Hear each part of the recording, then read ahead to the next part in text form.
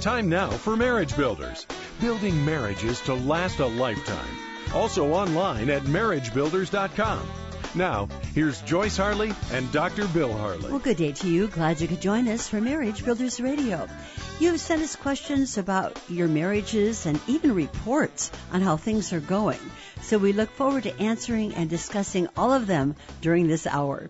Joining us now for this discussion is my husband, Dr. Bill Harley, licensed clinical psychologist and best-selling author on marriage. Well, we got a lot of good reports here on people who have been with us and their spouses are reporting back to us, and it's good reading. Mm-hmm. And the first one I want to begin with is a wife of one of our callers that we had recently. And words like this just bring encouragement. And I must say, too, I think it will encourage our listeners as well. But what we have here is the caller who came on and said he was willing to do anything. And then his wife, who listened, who was already willing to do anything, is now so happy that the two of them are in this together in repairing their marriage. And that's what it takes. That's what it takes, right. Got to have both of them or rowing the boat. Yeah, exactly. and I think the reason I emphasize that, and you do too, is that we have had so many where we don't know what the spouse is going to do. Well, and a lot of people ask us the question, can one person save the marriage? Mm-hmm.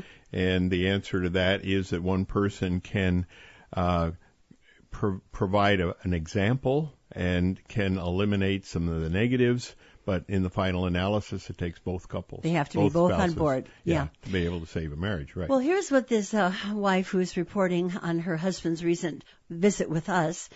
She said, I just wanted to thank you for all your help. Listening to the program allowed me to understand my husband more. I listened to the show and I was moved by how truthful he was with you. He didn't try to cover up or minimize his mistakes, and he asked you for help. The night the show aired, my husband and I had a long conversation using the guidelines of successful negotiation, and divorce is off the table. I've decided to give him an opportunity to show me that I can trust him. I love him, and I want to have a great, happy marriage with him. I am committed to do what it takes to achieve that. And then she thanks us for the materials that we sent to them. Thank you for the workbook. Both my husband and I are enthusiastic about working on it. I think she's referring to 5 Steps to Romantic Love. Yep. And I have read the article on how to complain in marriage, which is your most recent art. Well, no, it's not your most recent. It's one I did in December. Right? A month ago. Mm-hmm. And I also listened to the chapter on communication from his needs, her needs, as you advised us. I listen to your show every day, and I'm learning new things from every show. Again, thank you, and I will keep you updated on our progress. And I might just mention, it's the chapter on conversation, actually, in his needs, her needs. But in that conversation, in that chapter, I put a lot of emphasis on people reading it again and again and again. The point being that conversation, and it's intimate conversation that I talk about in that chapter, is so important in marriage that if you don't have that one figured out, the rest of it is going to be extremely difficult to achieve. And so a lot of times what I'll encourage people to do is to look at the friends of good conversation. You know, how should you talk to each other? And then the enemies, what should you avoid in talking to each other? And a lot of times people I'll tell them to read the chapter, and then when I talk to them, I said, okay, tell me what the friends are. Well, they don't really know. I said, you have to memorize the friends, okay. And then I want you to be able to explain them to me, and tell me what the enemies are and explain them to me. Now, when I was a teacher, actually I created tests when I was teaching college level.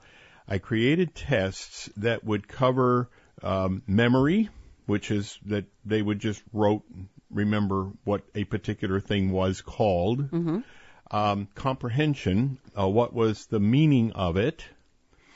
Could they explain it to me in other words, for example? That would be on the test. The third would be analysis. What good is it?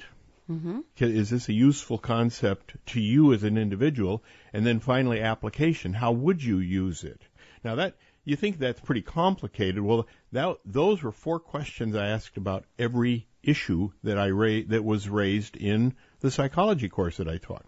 So basically what they had to do is thoroughly understand this material for the purpose of learning it. In other words, when you go to learn something, you have to understand it to such an extent that you can apply it. All those principles would be even good for people in Bible study. The principles that are in the scriptures. Yeah, they're Bloomberg's taxonomy, actually. Okay, we'll give him credit. I got them from Bloomberg. But it's a very, very well-known and very well-respected approach to education.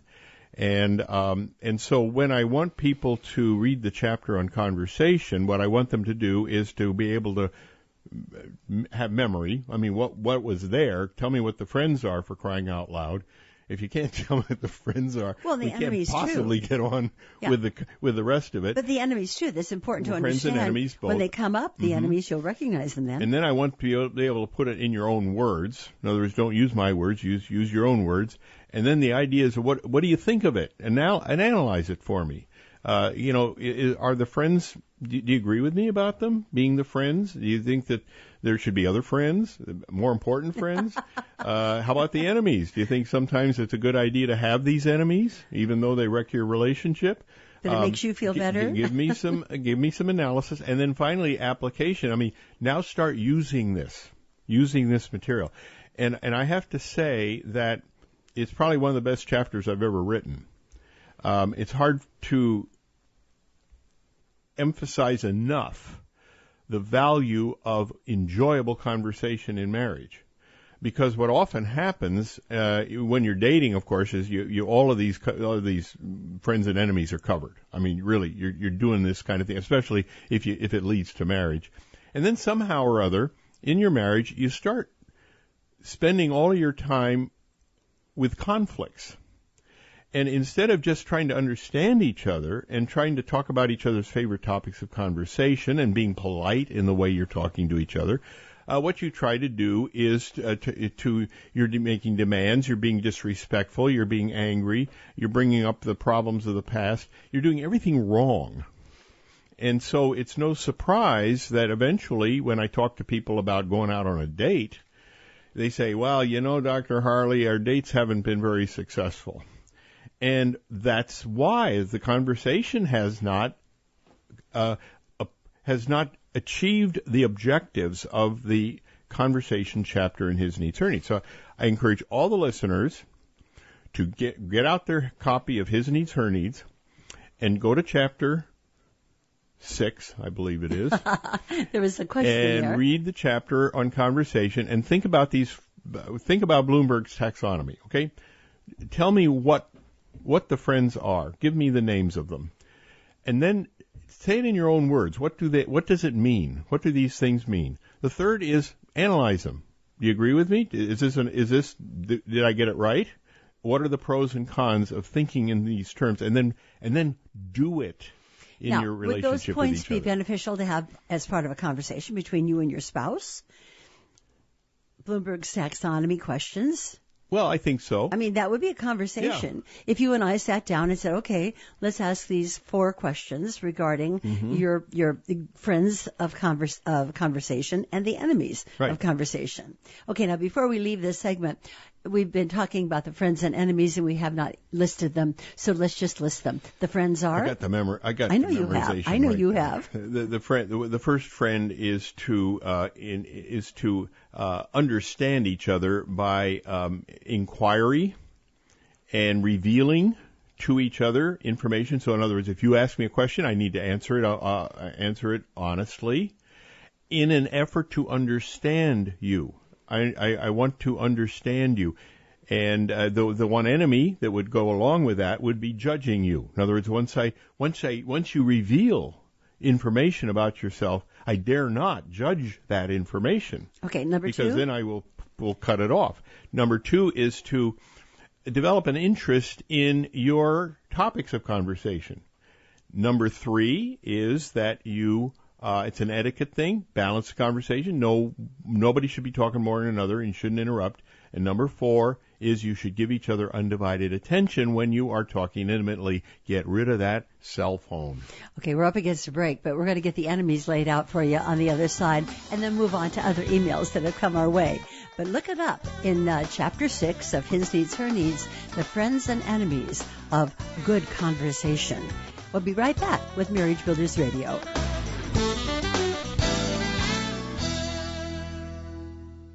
Join the thousands of couples who have learned step by step how to experience a meaningful and fulfilling love relationship. They did this by completing Dr. Harley's online seminar and home study courses, His Needs, Her Needs, and Love Busters. Here's how it works. You'll begin by watching an online seminar where Dr. Harley will help you identify the problems you face in your marriage. Then, the home study courses will show you how to solve those marital problems in a systematic way.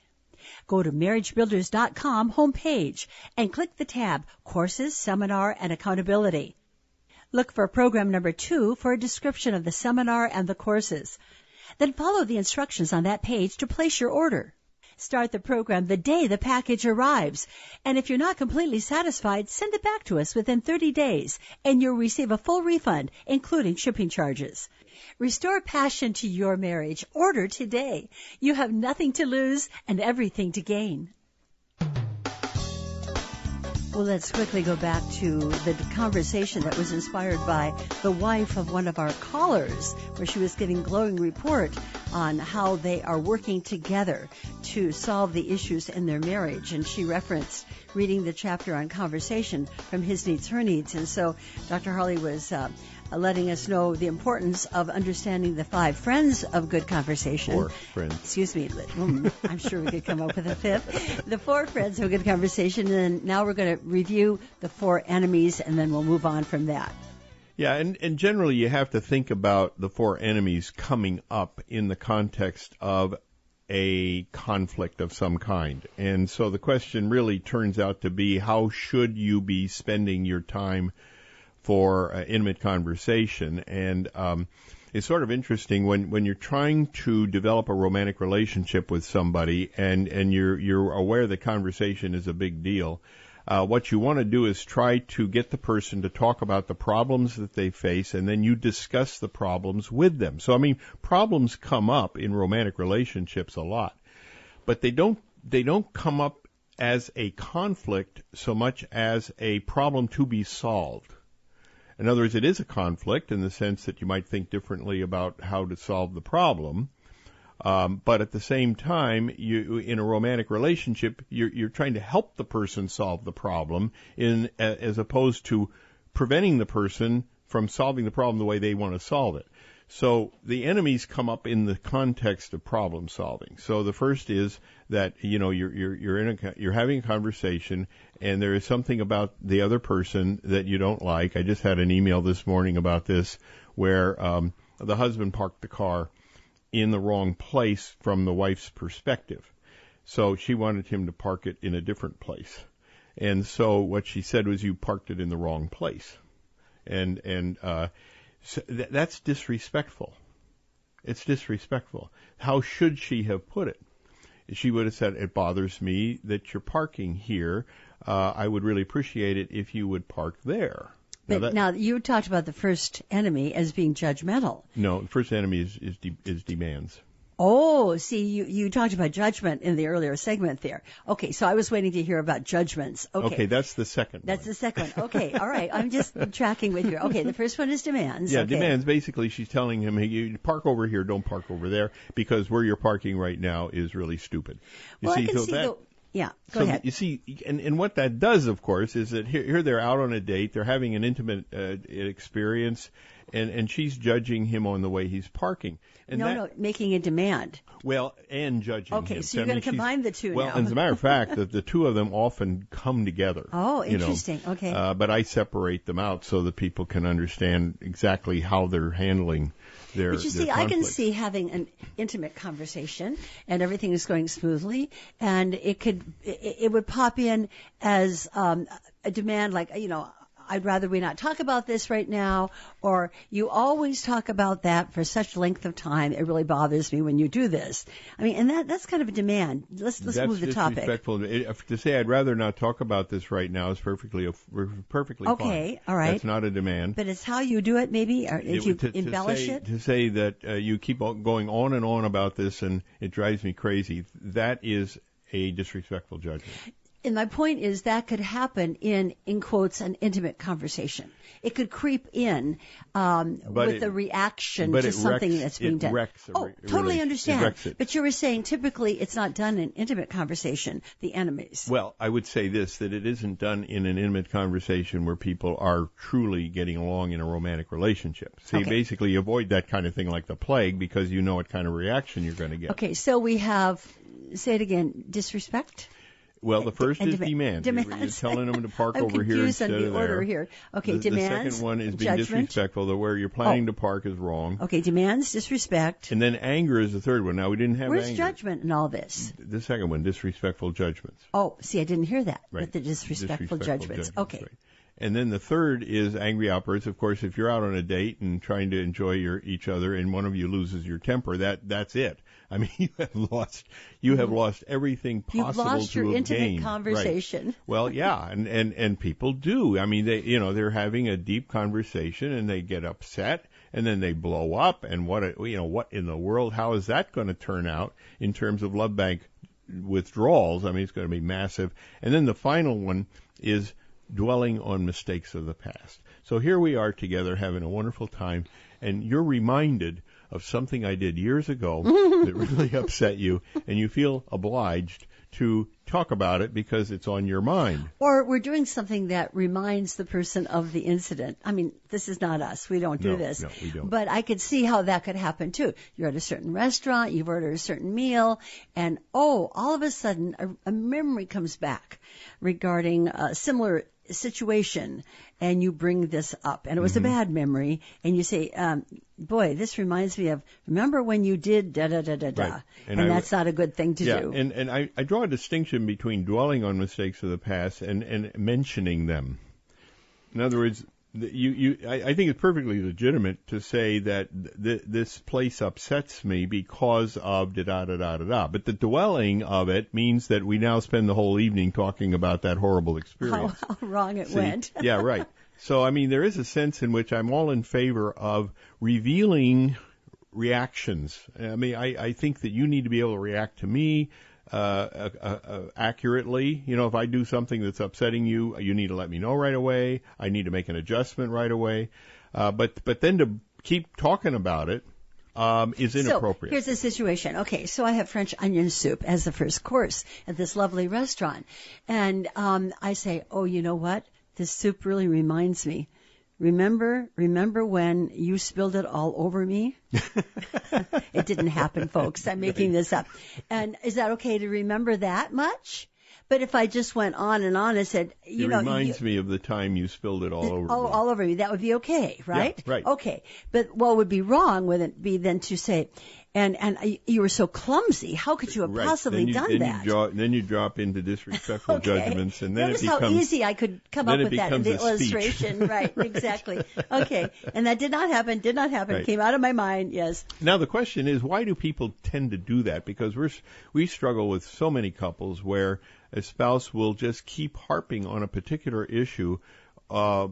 For hours, literally hours. I mean, the question is, how can you do? How is that possible? Yeah. And yet they do. And a spouse will sit there and try to listen and try to understand, and the other spouse just goes on and on about. Well, the question is, why does that happen?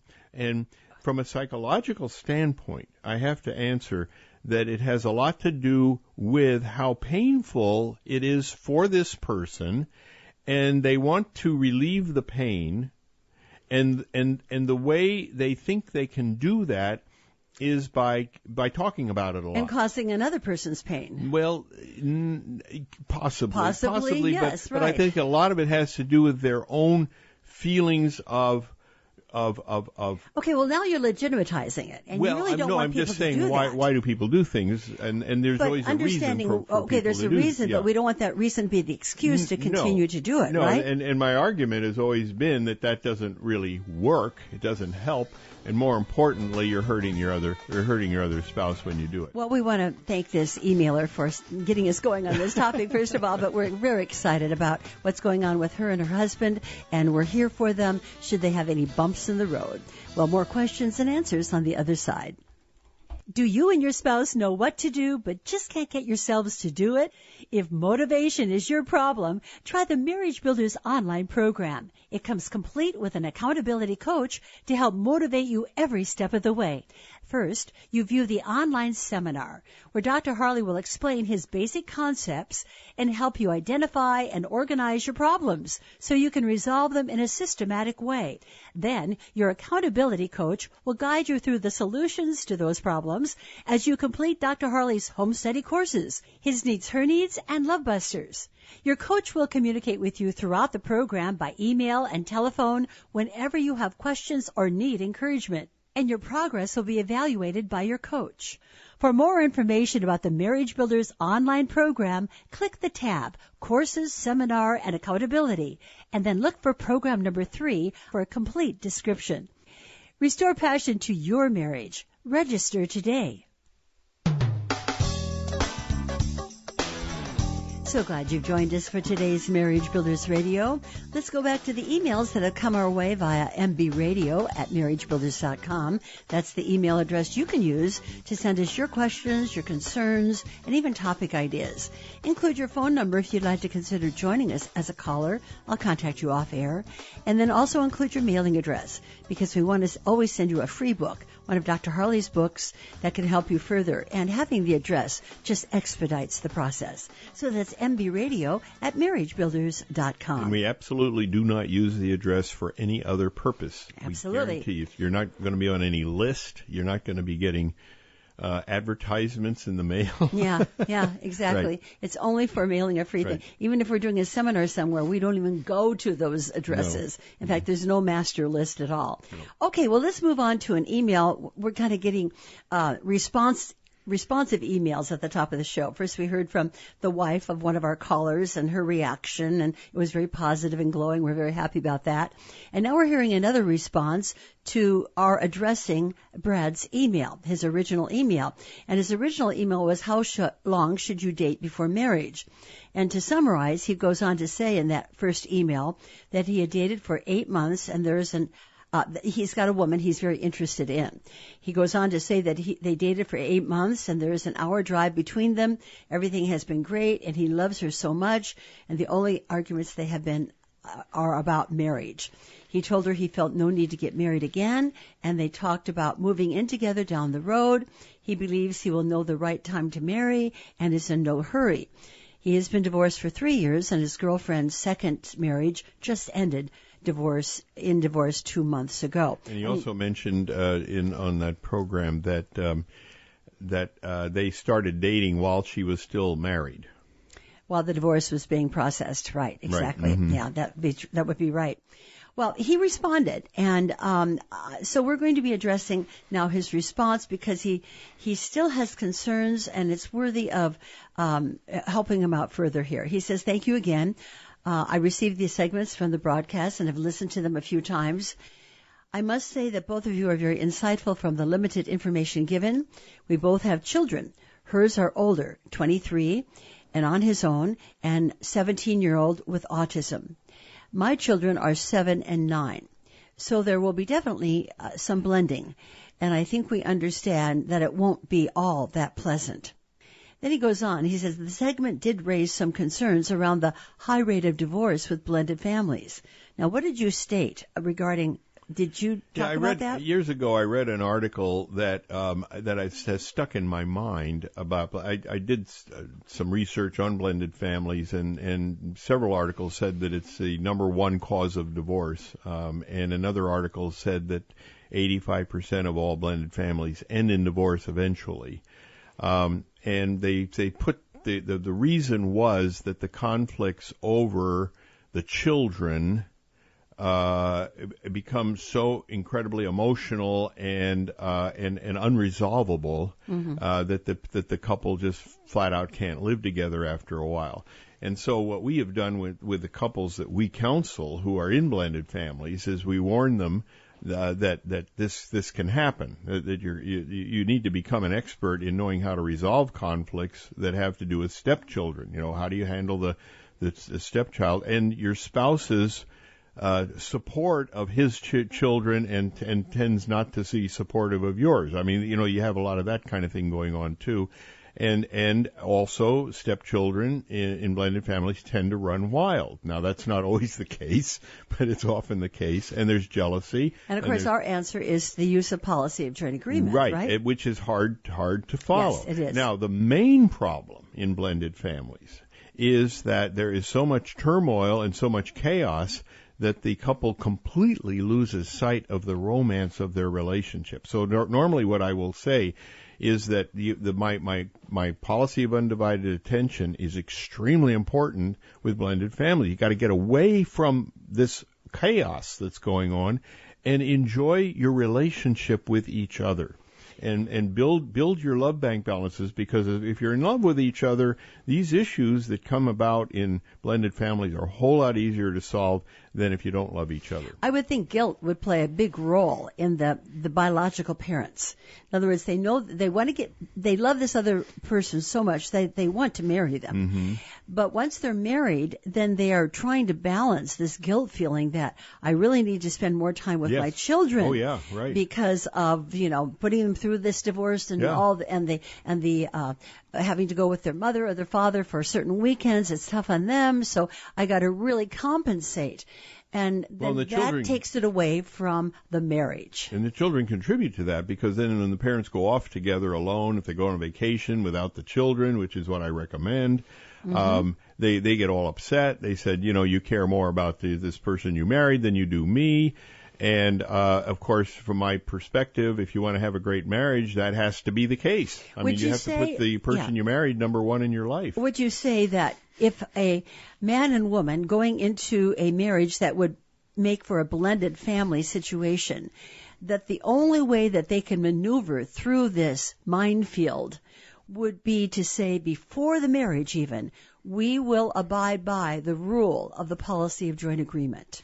Well, you have to not only agree to it, but you have to be able to do it. But most time it's not even discussed. In very difficult situations. Most time, though, it's not even discussed. So that's my point. Right. And many of the couples that we have heard from, the policy of joint agreement is a foreign concept. They just thought, well, I'll be nice to your kids, you be nice to my kids, and then all of a sudden it doesn't work. And you need to have a few examples of the issues that come up in blended families where children are being disrespectful. That's a huge problem. Disrespect. And these are discussions that you could have, though, before marriage. And see, how would we resolve these issues? When your son is disrespectful toward me, what are we going to do about it? And how are we going to handle that situation? And it might only be a good idea to try to practice doing that before you actually marry. And by the way, the utilization of the policy of joint agreement in blended families, the ones that we have talked to, it is making a difference. It does. It is making a difference. We've seen a lot of very successful outcomes. Right, exactly. Yeah.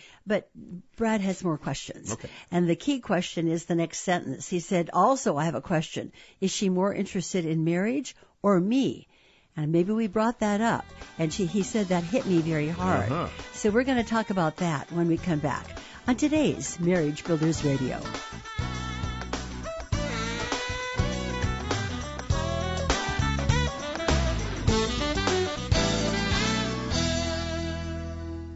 Would you like your spouse to hear what you just heard on Marriage Builders Radio?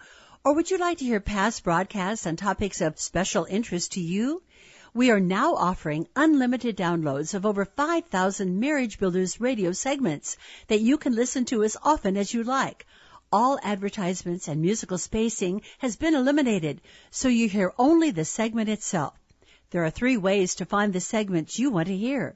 They're identified by the original date of the broadcast, by the primary topic of discussion, and by a brief description of the segment, including the caller's question.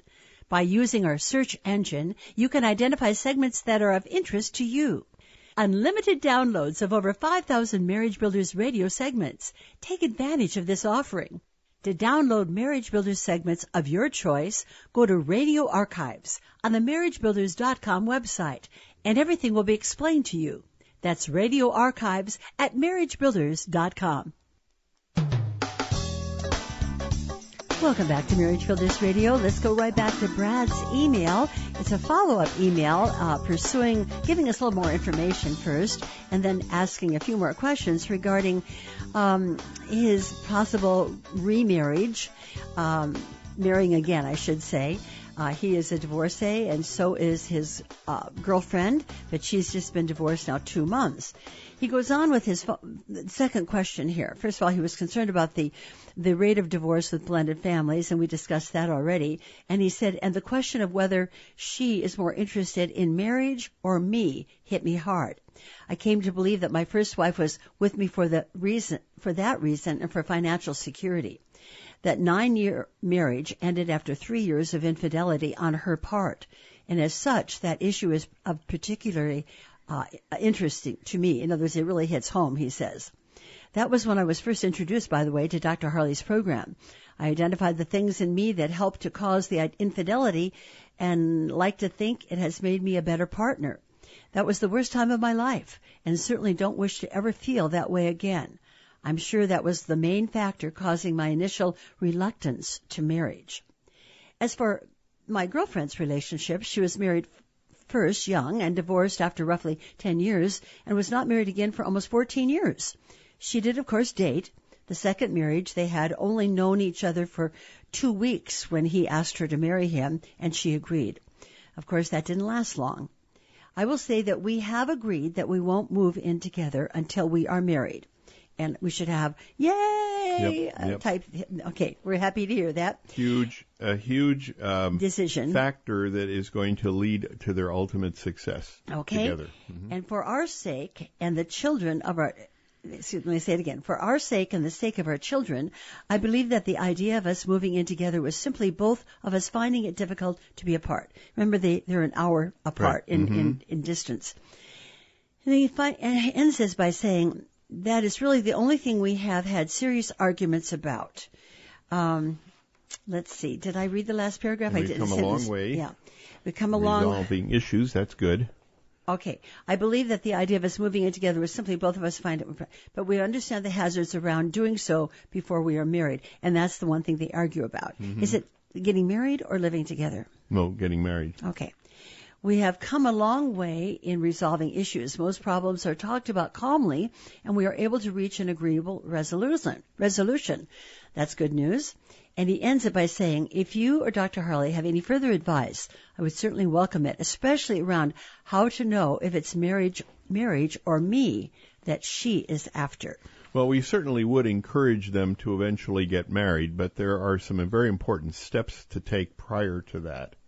And one of the question of did you marry me for what I do for you, or did you marry me for me? To me, that's a fine line, isn't it? Well, no, you always marry the person for what you think they're going to do for you. Well, exactly, and what they have been doing for you. I mean, that's what we talk about, the needs. You're meeting my needs. That's doing something for me. That's how I fall in love with you. Right.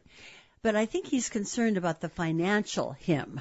In other words, she's looking for marriage for financial support. Right, and that's one of the emotional needs. And I've often argued to men, you know, did she marry you because you'll support her financially?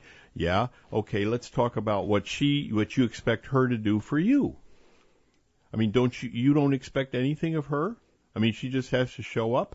You know, I doubt it. and when we talk about emotional needs, a lot of times I want couples to rank their emotional needs. I start out by saying that, okay, here are the 10 possibilities, and I want you to know you're only going to get one of the 10, and you can choose the one you want. So you can have affection or sexual fulfillment or recreational companionship or conversation, but you can't have more than one. Which one would you choose? Well, they invariably say, I would never marry anybody that only gives me one. And I say, well, okay, that you've demonstrated a very important point of mine, which is that you marry somebody for what you're expecting them to do for you. See? Okay, but the point is that he's expecting her to do certain things. Certainly 5 of the 10 emotional needs he would expect her to meet for him. So financial support turns out to be one of her needs. That's well understood and acceptable. See? So I don't know that there is a sense in which a woman could marry a man for financial support, and that's it. And she puts up a really good act to make it look like she's passionately attracted to him. And then once they marry, all that falls apart. We had a caller just last week, and she's been married for some time now, but she does feel that her husband married her for the money and what she could provide for him. Mm-hmm. And we treated that as if that was not a happy situation. Well, the problem... And really, I think that's what Brad is concerned about. Would that be happening with him? And you're saying, well, financial support is one of the needs. So not to worry. Going back to the case where a woman will marry a wealthy man for his financial support and give him the impression that she is passionately interested in him, and then they get married and it comes to an end. Okay, and that's what our woman caller was having with her husband. With her husband, basically all of the romance that they had prior to marriage has disappeared. See? Right. And so what I'm arguing here is that you can't just meet one emotional need. You know, I talk about meeting 5 emotional needs. If this wealthy woman who is supporting her husband had a husband meeting her top 5 emotional needs, she wouldn't be complaining about it. Well, she got married because he was. The point was that he stopped doing it after they were married. Exactly. So where is the guarantee that the person is truly being honest before the marriage and it will continue after the marriage? Well, this is where you have to take some time to get to know the other person. And this is where, of course, I recommended, take your time deciding. One of my basic rules of thumb for marriage is that unless both spouses are enthusiastic about getting married, they shouldn't do it. And I do put a kind of a 2-year time limit on dating. They've only been dating 8 months. Yeah, and I would encourage them to date at least another year. And what we want to see is what will happen when his 2 children are living in the same house as this boy with autism. I would worry about that a little bit. And I would say that I've worked with lots and lots of people with autism, and they can be very wonderful people, and they can grow out of their autism. I mean, I've counseled people that had horrible autism as children and as teen, and then by the time they're 30, they're married and they have a job and they're doing just great. That's good news. So the basic idea is that autism is not necessarily a sentence for life that you're just going to struggle. But I would worry about, for example, angry outbursts. They have problems with angry outbursts usually, and the question is everybody safe with this guy? And it depends. It depends on how he's been treated, how he has reacted to her divorce, how he reacted to the marriage. See, I think he was doing probably quite well, I would expect, prior to her last marriage. Mm-hmm. Because they were together and she didn't bring other men into her life, and so I would pay a whole lot of attention to how this autistic boy thinks about him. I would go out with this boy.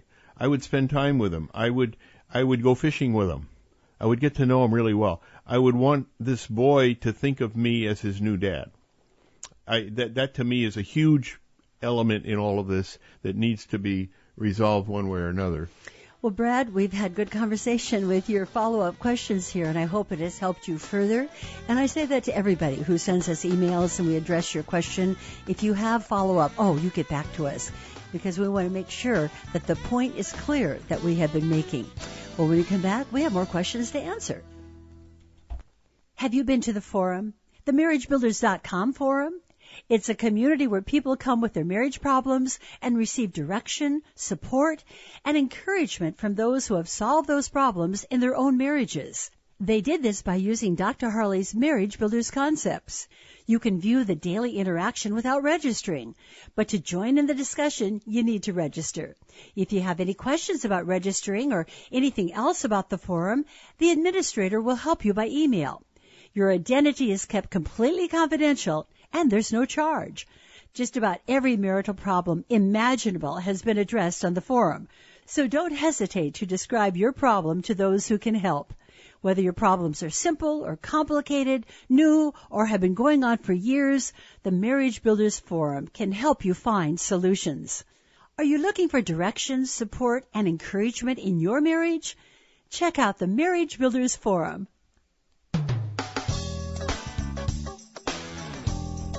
I trust you're listening on your Marriage Builders app. You are? That's good news. But what if you're not? Well, I'd love to tell you how you can download the Marriage Builders app free of charge on your smartphone. You can do it two ways. You can type in marriagebuilders.com/app. Information will be there. Or you can go to our homepage and scroll down on the right-hand column, and the information will be there as well.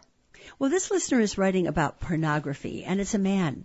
He says, my wife and I have been married for 13 years. By all accounts, we are totally happy, I think. For the past year or so, I've been seeing that my wife has been watching a lot of pornography, and it's the kind of pornography that worries me, namely gangbang. I'm so afraid as to why and what ifs. Please help. Now, he's concerned about the pornography, is he? Or is he concerned about the type of pornography? Yeah, and my response to him was that you should be worried about pornography, period. Yes. And basically, whatever your tastes are in pornography are somewhat irrelevant if you're not engaged in the use of pornography. But the point is that it is a form of sex outside of marriage, and so. What I encourage him to do is not be alarmed at the type of pornography she was watching. Ever since 50 Shades of Grey came out, you have a lot of this kind of thing that expresses.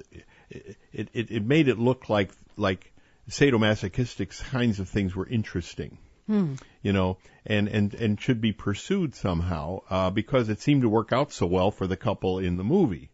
And my argument has always been that it is a form of sex that violates just about everything I've ever wanted to have my couples experience in sex, which is love, which is care, which is basically you're there for that person to help them, not to hurt them. And may I add, it wasn't even in marriage that this was taking place. Right. By the way, we did not see the movie, nor did we read the book. I'm just aware of it. No, aware of all this. Right.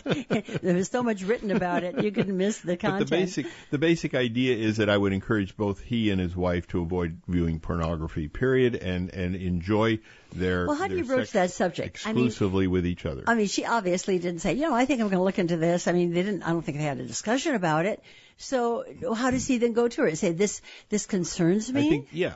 And we've had a number of couples call us, write us, where it's the husband that wants the wife to stop engaging in sex outside of marriage. But basically, they would have started it together. Now, this could be open marriages, for example. It could be threesomes, whatever it is. Or it could be watching pornography together. Yeah. But the idea is that he starts recognizing that his wife is developing interests apart from him, away from him. So before they used to see this as something that they enjoyed together as a couple, and now they're separated. It's separating from them. And of course, that's the problem with pornography. Viewing pornography, you're actually engaging, even if you're sitting together in the room together, your fantasies are about other people. And so the feeling that I have about marriage or about sex in marriage is you'll be looking at each other when you have sex. You should be, your experience should be a mutual enjoyment and mutual care of each other. Each other. Right. And you don't get that with pornography. So I would just, my advice, stop using pornography. Now, what if she says, no, I'm not going to do that. I'm basically going to do what I'm going to do. Well, then you have the problem of sexual addiction, where she's now getting such a high out of all of this that the sex that they have in her marriage isn't enough to satisfy her. And this is the problem that we have with pornography in general, and that is it creates a contrast effect. And to remind the listeners, the contrast effect is that when you compare two things that would otherwise be enjoyable in their own right, but when they are seen together, the thing that is the most enjoyable makes the other seem boring. But I'm still in the situation of him coming to her and saying, this concerns me. I am, whatever it is, I'm offended. I am hurt. I feel it's destructive. Whatever he's going to be saying to her. I'm concerned. I'm concerned. Okay. And then she says, well, I'm sorry you're concerned, but I'm in charge of my life. And I have every right to do this. Yep. What does he do then? See, if she's saying, well, I don't want you to be concerned, I'll stop immediately. I don't think that's going to happen. I think he needs to tell her that he is concerned. I think that in the letter he sent me, it sounded a bit judgmental. In other words, is her taste in pornography wrong? I'd say viewing pornography is a problem, period. What you do in the kind of thing you view is not as important to me as the fact that you're doing it at all. And so he instead of coming to her and saying, you know, I think you're going down a road that's going to lead you to a very bad situation. Instead I would say, you know, I'm thinking that viewing pornography is just a bad idea in marriage. And he basically picked this up by reading one of my Q&A columns. Okay. And so it comes out of a Q&A column. But what does he recommend for her then? That we both stop using pornography. We start, okay. Right. And that we decide other things that we're going to be doing together. Yeah. And if you're tempted, let me know. I mean, Right. what does he do with her now? I don't know if she's addicted, but her interest in this. Can we agree to not use pornography in the future and limit our sex to each other? Okay. I mean, all right. then, That's the beginning. She might say anything. I mean, if they have a good relationship, she'd say, sure, you know, I thought you liked me to view pornography. I thought that was good. I thought you liked that. So now that I know that it bothers you, let's both decide we're not going to use pornography. Mm-hmm. Mm-hmm. And quite honestly, most women are more offended with their husbands viewing pornography than men are offended with their wives. That's typically the questions we get, right? Yeah. The woman concerned. So I would say in this particular case, I don't know that he's going to get arguments with her about it. I think that she might actually be relieved that he's not going to be viewing pornography. Okay. All right. That's good news. All right. We're going to go on now to Lenora. We talked about Lenora and the whole idea of getting control on angry outbursts just the other day. And she was going to be reading Love Busters, and we sent her 5 Steps to Romantic Love. And help me understand. Remember, what chapter was she going to read in Love Busters? On angry outbursts. On angry outbursts. Yeah. Learning how to relax. There are actually 2 chapters. In the face of adversity, etc. Two chapters. One on how angry outbursts ruins marriages, and then the second on how to overcome angry outbursts altogether. Okay, now she writes this now. She says there's a little bit more before this, but this is basically her question. The area I feel most difficult to remain calm in is dealing with my children. 2 common examples might be, number 1, interruptions from our boys. I want to stay calm to correct them patiently rather than reacting with irritation. Number 2, when discussions with our teen boys turns disrespectful on their part. How do I remain in control of my own emotions and respond correctly? How do I, as their parent, guide a conversation in a calm, respectful way when they, in quotes, push my buttons?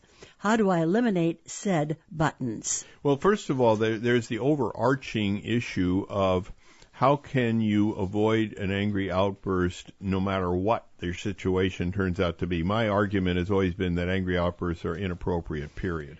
And so to the extent that you never have an angry outburst, you are going to live a much happier life. Are you saying that buttons will always exist? Yeah. Now in her case, what I've recommended is that she train herself to not lose her temper regardless of how disrespectful the kids turn out to be. And so she needs to practice, and she needs to practice every day. And it starts with relaxation training, where basically you might end up sitting in a room by yourself and imagine what your children are saying to you that would be disrespectful, and try to be relaxed while that's going on. Now, the purpose of that is to get adrenaline out of your system when you are faced with a frustrating situation. So what you're doing is you're deactivating the button. The button will be there, but it's not going to be activated when they push it. Well, let's put it this way. You're redirecting your body to treat frustration differently. Instead of it going to your anger center, it goes to your intelligence and problem-solving center. I like that one, too. That's good. Right. So when I'm faced with frustration, my immediate thought is, what am I going to do about it that's going to be productive? Instead of how am I going to destroy the person that's causing me to be frustrated. And that's a very, very important point for me to be making, because I had problems with anger before, where basically I wanted to destroy the person that was upsetting me. Mm-hmm. Now I'm thinking of what can I do to handle this situation in a way that is going to solve the problem rather than to punish the offender.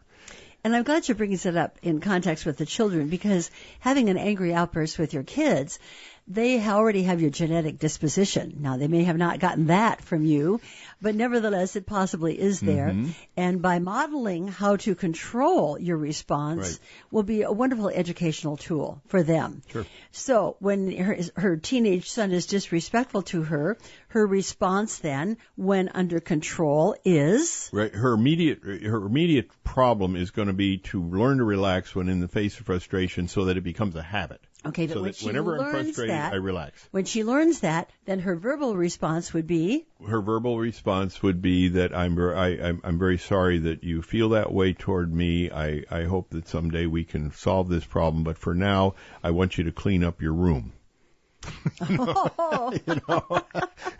I'm sorry, but I love it. And then he comes back with more disrespect, and now he's getting angry. Yeah. And then what does she do? Her basic problem is to not engage with an angry person with an angry response. Mm-hmm. You basically, if at all possible, try to calm the guy down, but also talk to her son about learning to control his temper if he's got a problem. Right. With it. Good idea. Okay. So, Lenora, glad you got back to us, and trust that conversation is helpful as well. Well, we have more to talk about in our final moments together, so stay with us. We will be back with more Marriage Builders Radio.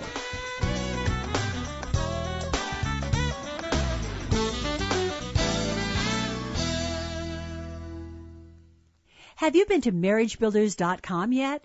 Its purpose is to help you resolve your marital conflicts in a way that creates romantic love.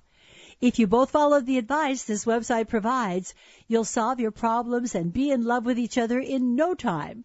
If you're new to marriagebuilders.com, before you read anything else, you should take the tour. Click Site Tour on the home page, and you'll have a complete overview in a matter of minutes. Then go to Basic Concepts. That's because they provide the logical basis for all Dr. Harley's solutions to marital problems, and it's completely free of charge. If you only have a few minutes and you want a quick overview, read the first topic in that section called A Summary of Dr. Harley's Basic Concepts.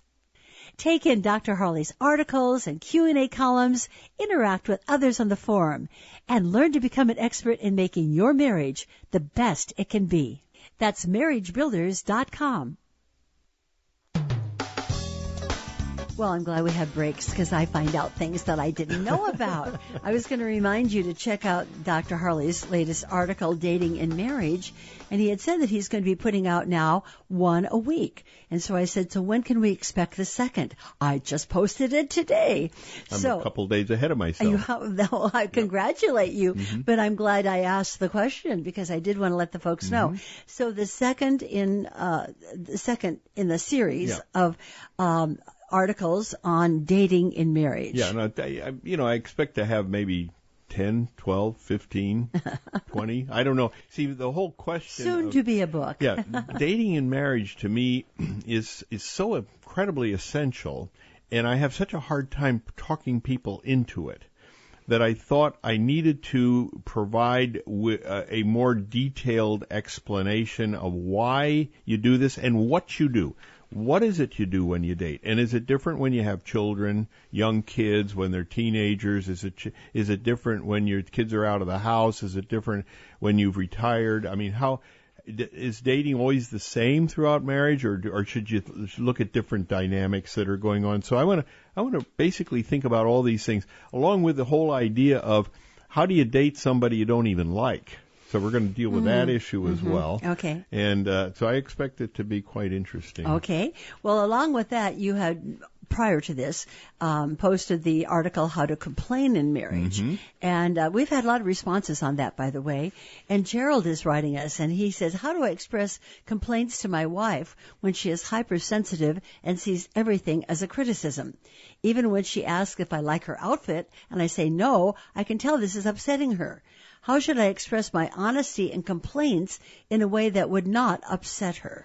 Well, there needs to be a certain amount of understanding that probably he was disrespectful to her in the past.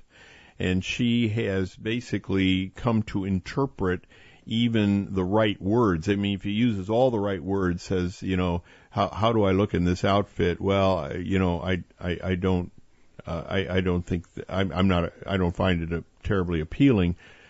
Which is correct. She could then say, "You think I look fat in this, don't you?"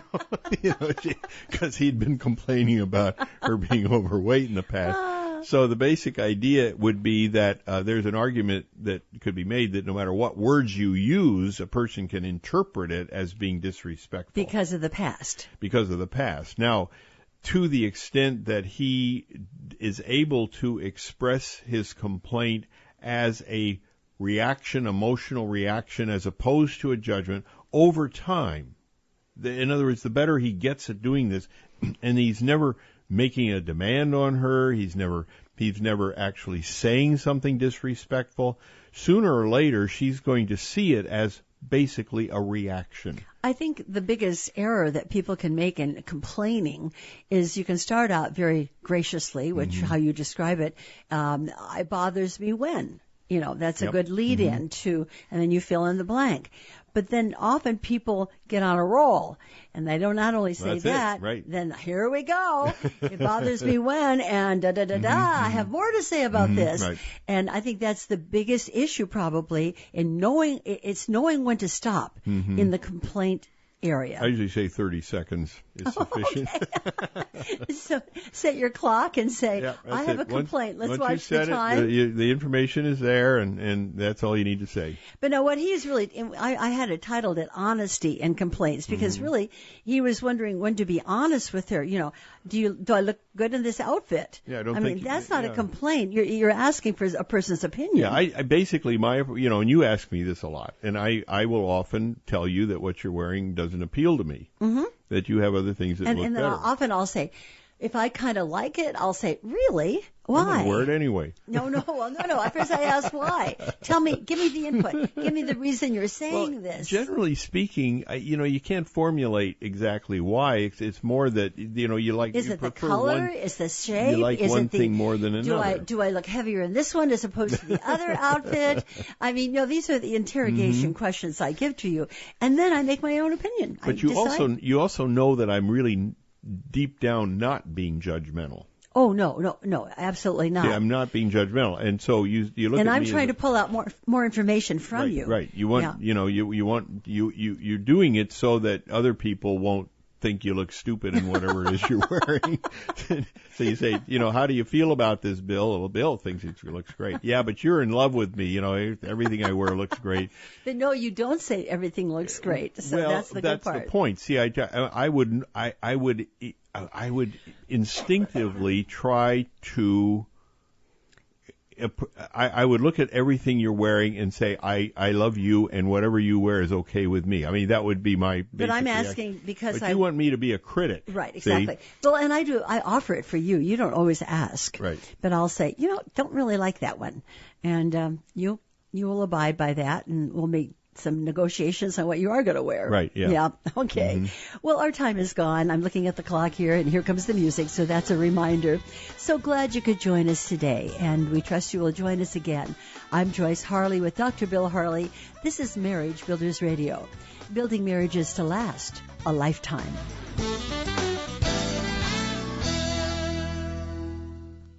Join the thousands of couples who have learned step by step how to experience a meaningful and fulfilling love relationship. They did this by completing Dr. Harley's online seminar and home study courses, His Needs, Her Needs, and Love Busters. Here's how it works. You'll begin by watching an online seminar where Dr. Harley will help you identify the problems you face in your marriage. Then, the home study courses will show you how to solve those marital problems in a systematic way. Go to marriagebuilders.com homepage and click the tab Courses, Seminar, and Accountability. Look for program number 2 for a description of the seminar and the courses. Then follow the instructions on that page to place your order. Start the program the day the package arrives.